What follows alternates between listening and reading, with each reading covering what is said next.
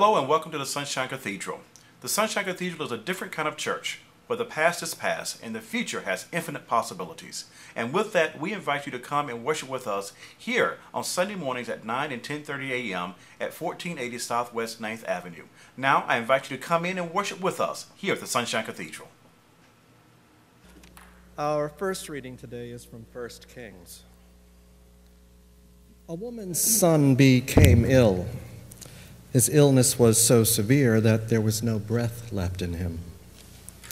She turned to the prophet Elijah, who said to her, "Give me your son."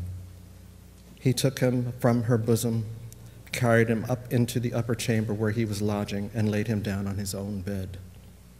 He cried out to the Lord, "O Lord my God, have you brought calamity even upon the widow with whom I am staying by killing her son?" Then he stretched himself out upon the child 3 times and cried out to the Lord, "O Lord my God, let this child's life come into him again." The Lord listened to the voice of Elijah.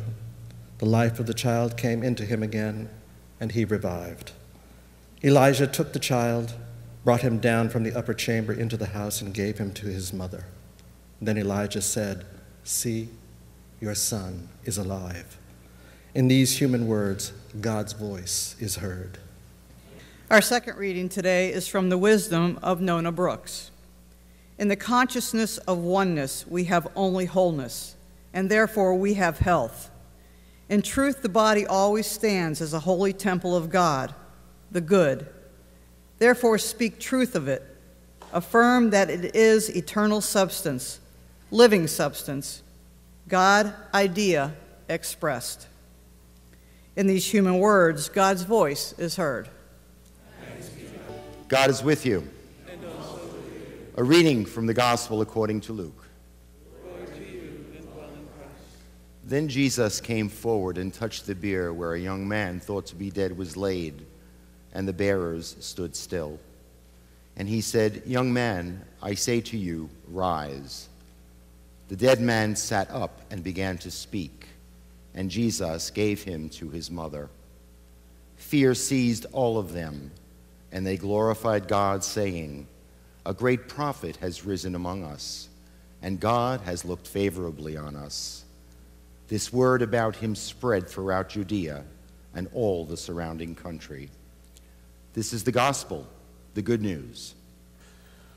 Well, it's LBGT Pride Month, and every June when this month rolls around, I think back to my childhood, where the idea of pride in being different was a foreign concept to me. It wasn't presented as widely as it is.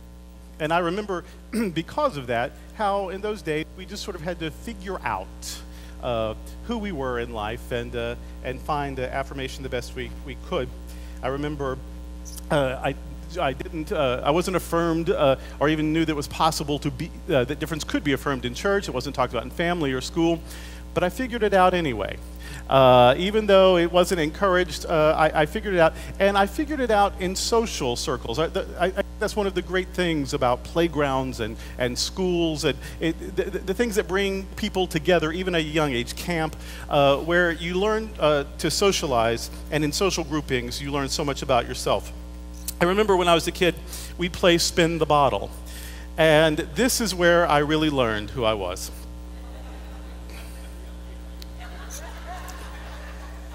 Yep.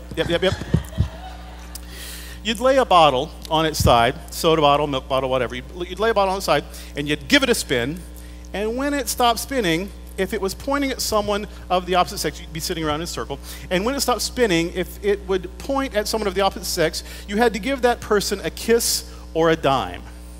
By the time I was in the 8th grade, I'd wiped out my college fund. So that's how I came to realize. But coming out, embracing who I am, and actually celebrating my truth, that was life-changing.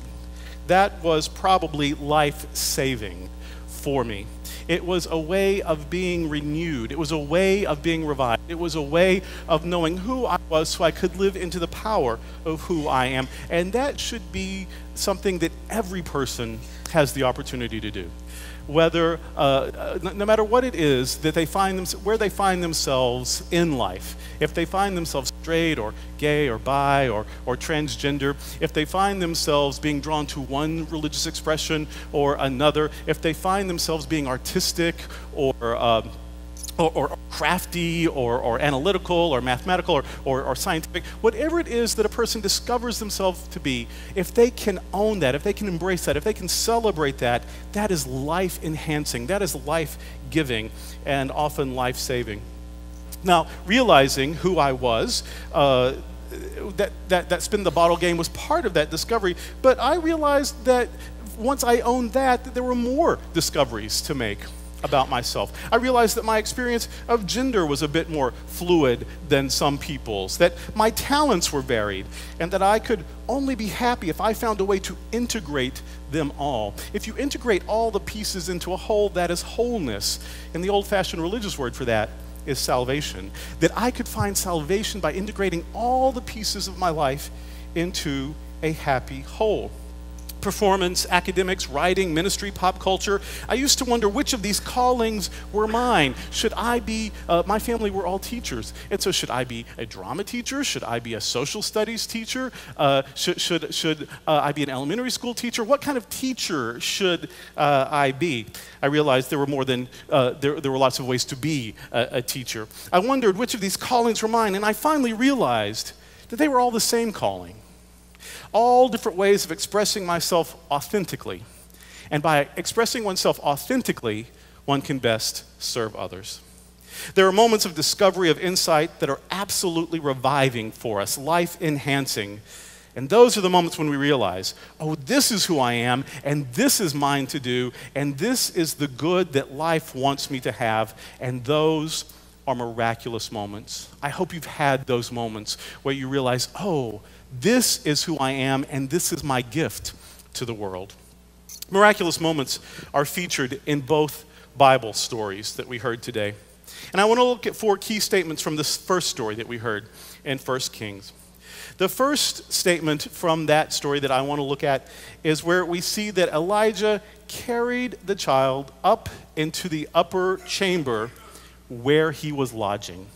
He carried him up into the upper chamber where he was lodging. Charles Fillmore interpreted the upper chamber allegorically as a higher state of consciousness attained through prayer or going into the silence. He takes the person in need into his prayers, into a state of prayer, of concern and compassion, and believe in the powerful possibilities still present.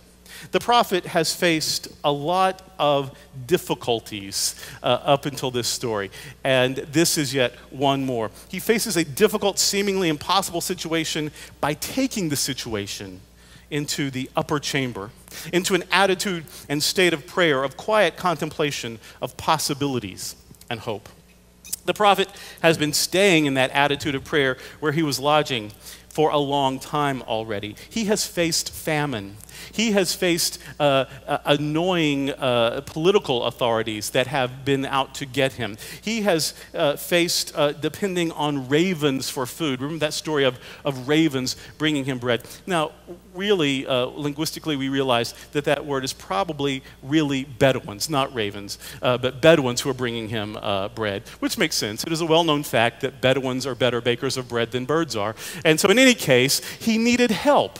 He needed help, and the help was there, but he needed it. And so he needed the assistance of the Bedouins or the ravens. And now he has needed the help of this widow. He has accepted the help of the widow. And this is an important thing too, I think. Here, he is the prophet. He is the one who says, "Thus saith the Lord." He is the one who is performing healing miracles and challenging oppression and calling for justice and standing up to political powers and encouraging the marginalized. And yet that takes a lot out of a person. And that person needs help sometimes. And here is this widow. She doesn't think she has enough food to feed her own family. She's afraid that she and her little son will die of hunger. And yet she brings in the prophet in his moment of need to share what little she has and to actually give him a place to live and to share what food she has. And miraculously, that food continues to hold out. And they all are okay. As he helps people and one of the people help him, in that sharing, miracles continue to happen. He's been going through a rough time, Elijah, for a while. And he has depended on prayer to sustain him. And of course, those prayers have been answered through the kindness of people, through the actions of people, through his own actions and through the actions of friends helping him. Some friends that he hadn't met until they began to help him. But here he's been going through this difficult time for a long time. Sometimes we think, well, but I'm a religious person. I believe in God. I shouldn't have these tough times. Tell it to Elijah. Tell it to Jesus for that matter. Sometimes things are difficult. We aren't promised that they won't be difficult, but that we will have grace equal to the need.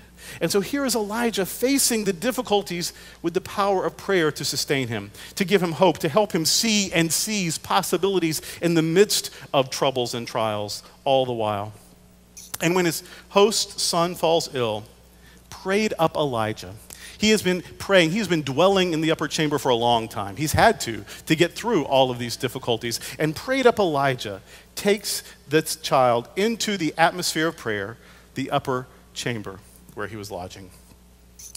Then we see Elijah cried out in his prayers. Sometimes we think prayers should be very formal and very polite and very pious. And Elijah shows us, as does the psalmist, that sometimes prayers are just raw. You just have to be honest about what you're feeling. You have to just say why and how come and why is this the way it is. And so he cried out, have you brought calamity even upon the widow? Hasn't she suffered enough? She's lost her husband. She almost starved. She's taken a risk by taking me in, and now her child seems to be dead. Really? Hasn't she suffered enough? You couldn't even be kind to the person who was kind to me? Elijah is tempted to assume, as we sometimes do, that misfortune is the result of divine judgment or displeasure. We call bad storms acts of God. I don't know who started that, but we need to take that back. But we call bad storms acts of God instead of acts of weather or acts of meteorology. We call them acts of God. Some people refer to death as, when people die, they say that that was God taking them home, as if God's job was to sit around pulling the plug on people's lives, as if that was the divine function. Or when something painful happens, they'll ask, why me?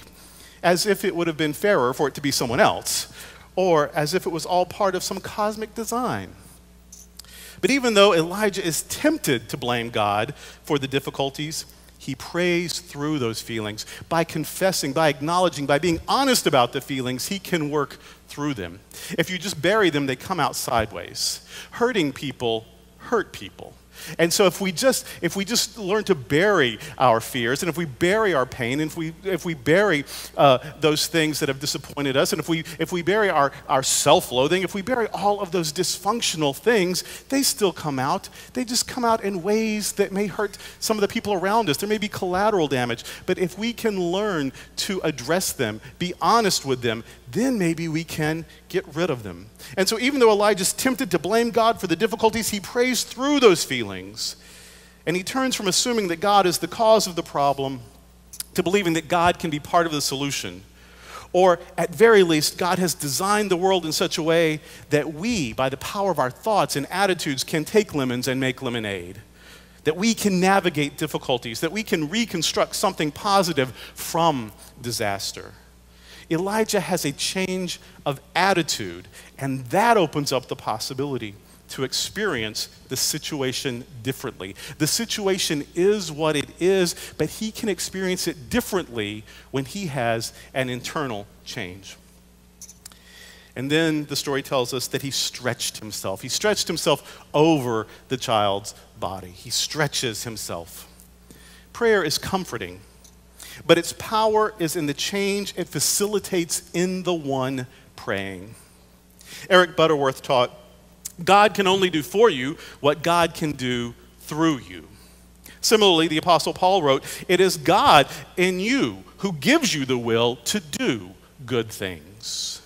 A frequently used quote on Unitarian Universalist church signs says, "Prayer doesn't change things, prayer changes people, and people change things." And the quote is sometimes attributed to Albert Einstein. And Abraham Heschel famously counseled, "Prayer cannot bring water to parched fields, or mend a broken bridge, or rebuild a ruined city. But prayer can water an arid soul, and mend a broken heart, and rebuild a weakened will." Butterworth, Paul, Heschel, and the anonymous source quoted on church signs all seem to agree that prayer is more than making wishes and waiting for them to be granted. Prayer is spiritual exercise that helps us stretch, that helps us broaden or increase our consciousness, our perspective, our view on life, so that we can do more and be more. It helps us change our perspective so that we can have a change in the way we interpret the experience and a change in how we respond to the experience. Prayer changes us, and as our attitudes and expectations and understandings and insights or points of view change, our experience often changes, or how we interpret the experience changes. How we experience the thing may not change, but how we experience the thing changes as we are changed by prayer. Prayer stretches us, changes us, and our changed perceptions are the miracles.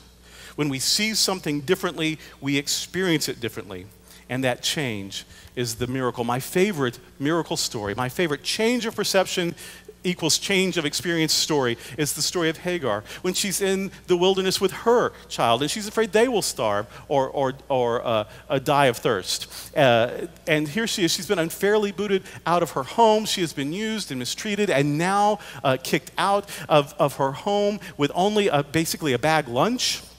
And so she thinks she and her child will starve to death in the wilderness, and she just sits down and starts to cry.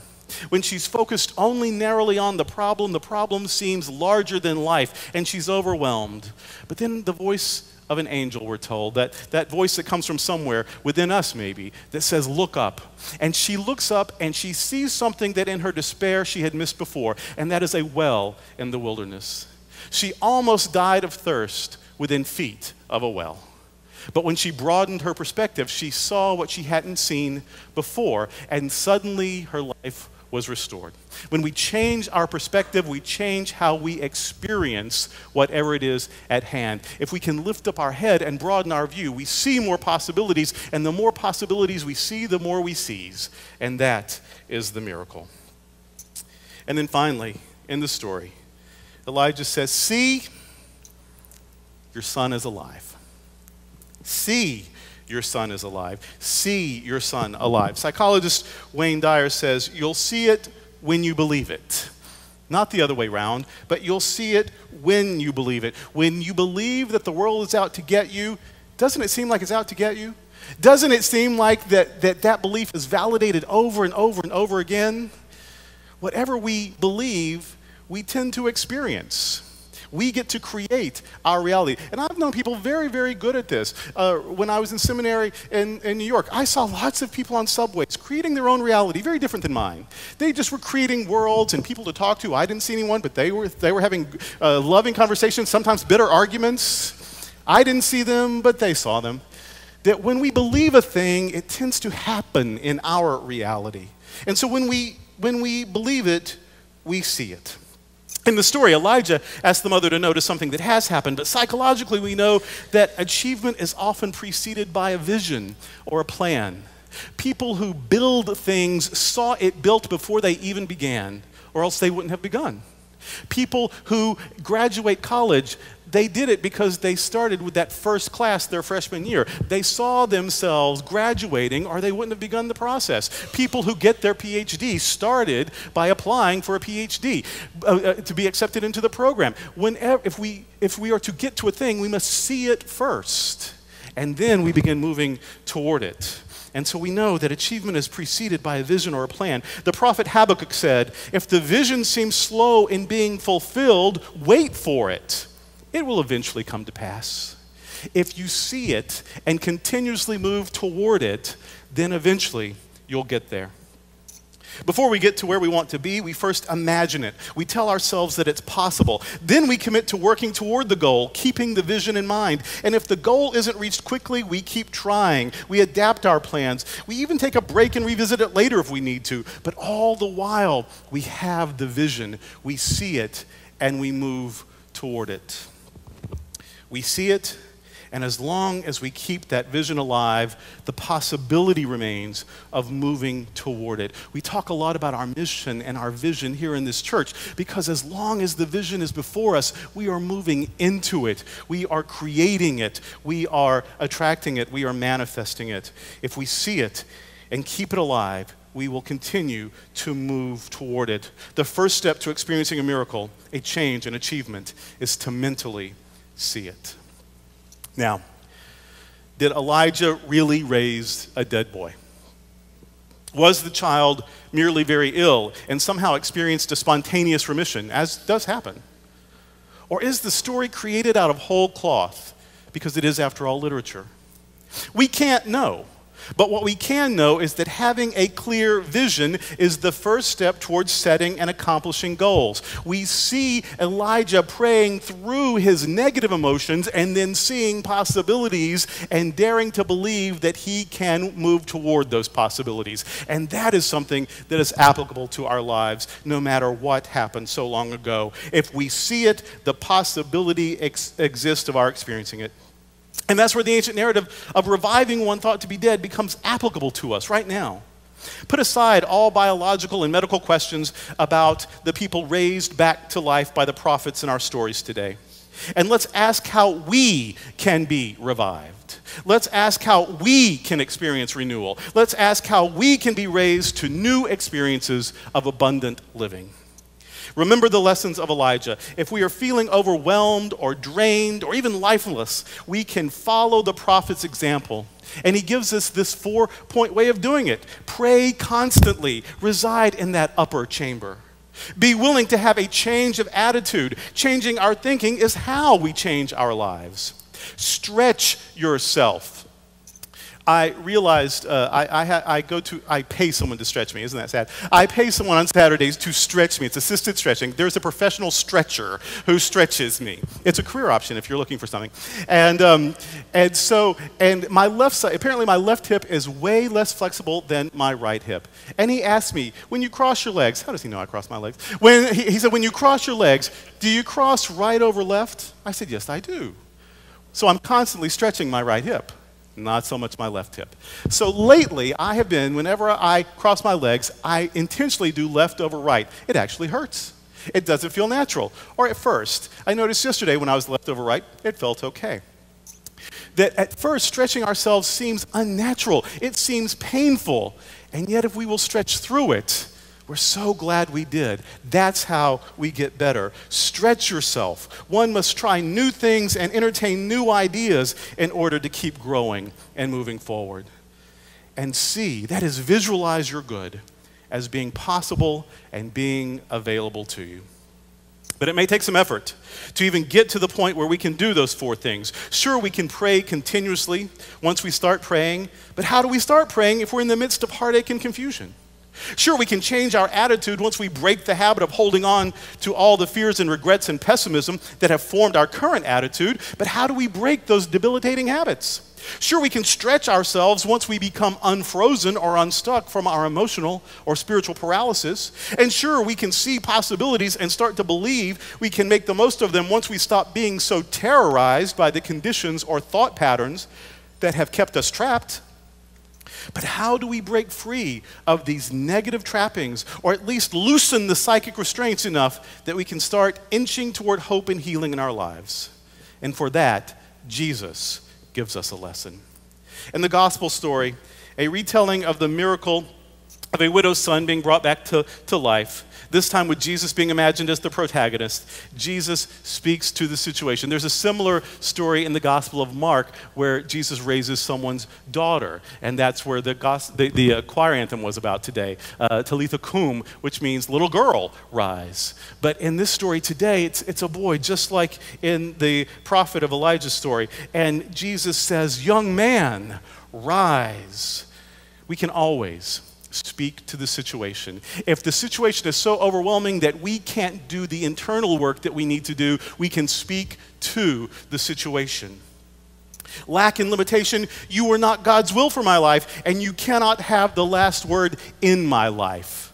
Let's go ahead and say that together right now. Lack and limitation, you are not God's will for my life, and you cannot have the last word in my life. Fear and heartache, divine love can heal you and cast you from me, and I allow it to do so starting right now.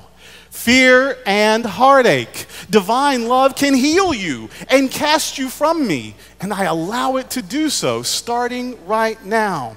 Dis-ease and despair, you can't occupy the same place as joy, and joy is a gift of God's Spirit. I invite joy into my heart right now. Dis-ease and despair, you can't occupy the same place as joy, and joy is a gift of God's Spirit. I invite joy into my heart right now. Speak to the situation. Confront the fears. Stand up to the regrets. Take authority over pessimism. Speak to the psychological demons, demanding they exit your consciousness, never to return. And in that moment of relief, that will follow. Then you can start working Elijah's plan. Pray, work on your attitude, stretch yourself, and imagine good possibilities. But even to get there, you may simply need to speak to the situation. And if you don't know what to say to the situation, then speak to yourself. Encourage yourself. Cheer yourself on. And if you still don't know what to say, then borrow these words from the psalmist. Find rest in God, O my soul. I can always be hopeful because of God. God is my strength and my help, my safe place. And in God, I am secure. We all need to be renewed sometimes. We need to get back up when we feel as if we've been knocked down. We need to believe in ourselves again. We need to begin to expect the best from life again. We deserve that, and we can have that. Prayer, attitude adjustment, stretching ourselves, and visualization are the steps that can get us there. And if we need help getting to where we can work those steps, we can speak to the situation or speak to ourselves, affirming our right to experience hope, peace, and joy, no matter what is happening around or even to us. Renewal is possible, and this is the good news. Amen. Do you need to be renewed? Have you ever needed to be renewed? Have you ever felt like the life has just been knocked out of you? And have you wondered how you can get that back? Sometimes it's because we've made mistakes and there are consequences for our actions. But we can make adjustments. We can start going in a different direction. Sometimes it's because things have happened to us. Tornadoes just happen to us. Massive layoffs just happen to us. When the economy tanks, that just happens to us. It's not our fault. And yet, how we survive it, how we navigate it, how we get through it, that's within our power. How we respond to things, we can do that. So whether it's because we've made a mistake or whether it's because the sky has just opened up and it's all fallen down on top of us, in either case, we can make adjustments. We have the power to see things differently, to do things differently, to imagine things differently, and to experience them differently. And then, as we begin the new way, we experience renewal. If that's good news for you, then ministers are coming forward now to anoint us with oil. A reminder that right where we are, God is, and where God is, renewal is always possible. On the night you were betrayed, you took the bread. After giving thanks, you broke it and said, "This is my body, open to you. And as you eat this, remember me." This is my body, open to you. And as you eat this, remember me. On the night you were betrayed, you held the cup. After giving thanks, you lifted it up. This is my life, poured out for you. And as you drink this, remember me. This is my life, poured out for you. And as you drink this, remember me. So we thank you for the wine and for the bread.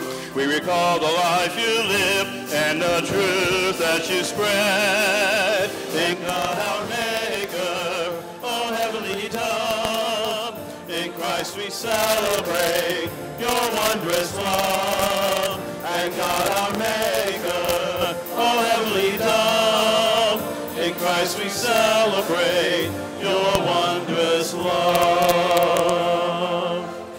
Here at the Sunshine Cathedral, we practice an open communion. And what that means is you don't have to be a member of this church or any church to receive the sacrament. Just as you are, with whatever your beliefs or doubts may be, you are welcome to participate in this feast of unconditional love. My friends, these are the gifts of God for all the people of God. Thanks be to God. Hello, I want to thank you for joining us for worship today here at the Sunshine Cathedral. Again, if you're ever in the Fort Lauderdale area, please stop by and worship with us on Sundays at 9 and 10:30 a.m. If you'd like to find out more about the Sunshine Cathedral, or about our resources, or about our books published by our senior pastor, the Reverend Dr. Darrell Watkins, or if you'd like to make a donation to the Sunshine Cathedral, please visit us at www.sunshinecathedral.org. Until the next time, may God continue to richly bless you on your journey. I have